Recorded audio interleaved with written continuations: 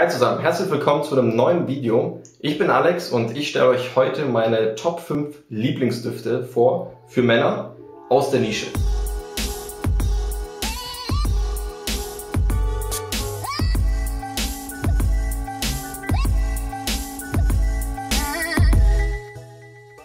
Der ein oder andere dürfte die Düfte, die ich euch gleich vorstellen werde und die ich alle zu Genüge getragen habe, das ganze Jahr über sicherlich noch nicht kennen. Vor allem, wenn ihr bis dato Designerdüfte gewohnt seid, das heißt so etwas wie ein Hugo Boss Bottled, Jean Paul Gaultier Le Male oder vielleicht auch ein Dior Sauvage. Wir fangen an mit meinem absoluten Favoriten, Layton von Parfums de Marly. Wobei natürlich all diese 5 Düfte ihre Daseinsberechtigung haben und ich euch auch gleich erklären werde, wann ich diese Düfte trage und wieso ich sie genau zu diesem Zeitpunkt trage.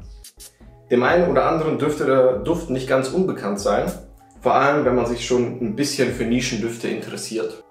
Der Duft ist einfach was ganz Besonderes. Er ist würzig, süß, aber nicht allzu süß, also gar nicht zuckrig. Man merkt gleich zu Beginn eine sehr fruchtige Note.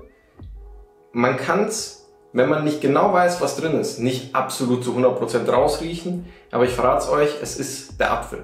Ich habe den Duft das ganze letzte Jahr über getragen und auch dieses Jahr. Ich trage ihn vor allem sehr gerne in den Wintermonaten, das heißt Herbst, Winter, vielleicht auch Frühling, das heißt in den etwas kälteren Monaten, weil der Duft für den Sommer, zumindest für mich, einfach zu wuchtig ist.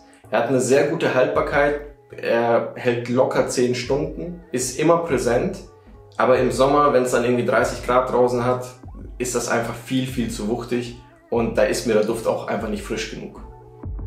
Der nächste Duft, den habe ich den ganzen Sommer über getragen und trage ihn teilweise jetzt immer noch.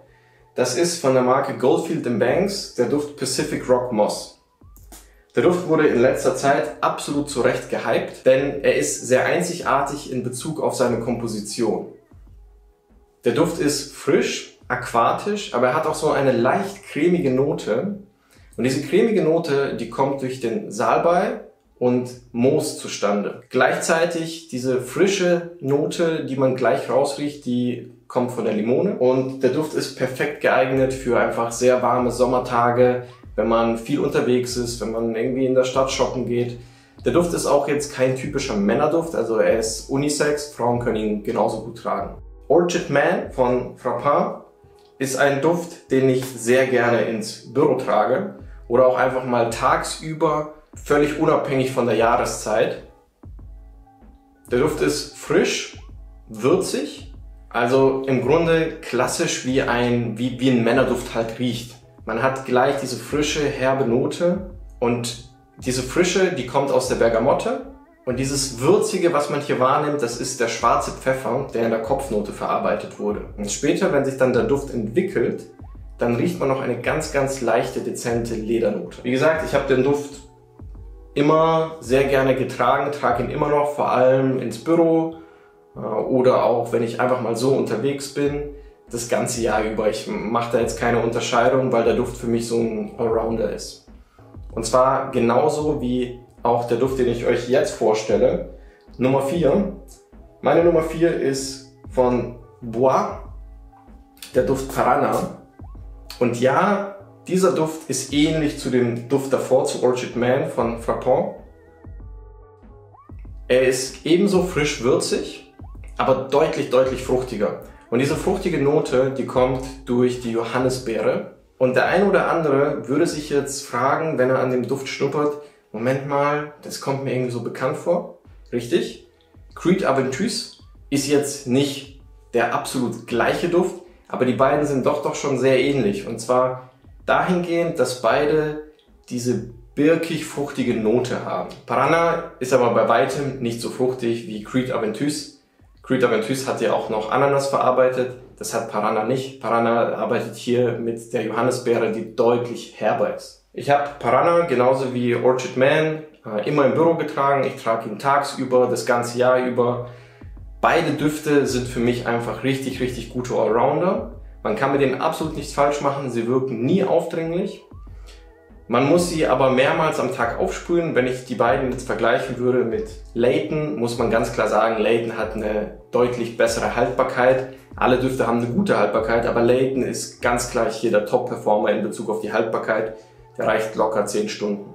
Jetzt kommen wir zu einem ganz besonderen Duft. Den Duft trage ich eigentlich nur im Winter oder an sehr kalten Tagen und auch nicht tagsüber im Winter, sondern nur wenn ich weggehe, also abends. Der Duft ist perfekt für ein Date, für eine Party, für eine After-Hour, für einfach mal lässig mit seinen Kumpels in die Bar gehen. Das ist Van Hera von Laboratorio Olfativo. Der Duft ist holzig, würzig und süß. Und die Süße, die man hier wahrnimmt, das ist eine ganz andere Süße wie die Süße, die man beispielsweise bei Layton wahrnehmen würde. Es ist deutlich zuckriger, deutlich süßer. Und diese Süße hat der Duft der Vanille zu verdanken. Ich nenne das immer gern die schwarze Vanille, weil es schon nicht so riecht wie eine normale Vanille. Also es ist jetzt nicht Puderzucker-Vanille, super süß, sondern es ist zwar eine deutlich wahrnehmbare Süße, aber sie ist sehr angenehm und entwickelt sich im Laufe der Zeit. Gleichzeitig merkt man sofort zu Beginn, wenn man an dem Duft schnuppert, dass irgendwelche Gewürze verarbeitet sind. Das ist vor allem der sehr zimtigen Note zu verdanken, denn die tritt meinem Empfinden nach gerade am Anfang sehr, sehr stark in den Vordergrund. Im Laufe der Zeit, wenn sich dann der Duft entwickelt, nimmt man sie immer noch hautnah sehr gut wahr, aber sie rückt nicht mehr in den Vordergrund, sondern dann wird sie eigentlich durch die Vanille ersetzt. Der Duft ist umhüllt in sehr holzige Noten, sind unterschiedliche Hölzer verarbeitet. Meines Wissens nach sind es 3 unterschiedliche. Und der Duft hat eine sehr, sehr gute Haltbarkeit. Ich würde sagen, auf meiner Haut etwa 8 Stunden. Ich habe ihn immer sehr gerne abends getragen. Wie gesagt, vorwiegend eigentlich nur im Winter und nur, wenn ich jetzt unterwegs war. Ich habe den jetzt eigentlich nie ins Büro getragen, weil ich finde, der Duft ist dafür auch einfach zu wuchtig. Jetzt Van Hera von Laboratorio Olfativo wird vor allem denjenigen gefallen, die Tom Ford Oud Wood richtig geil finden.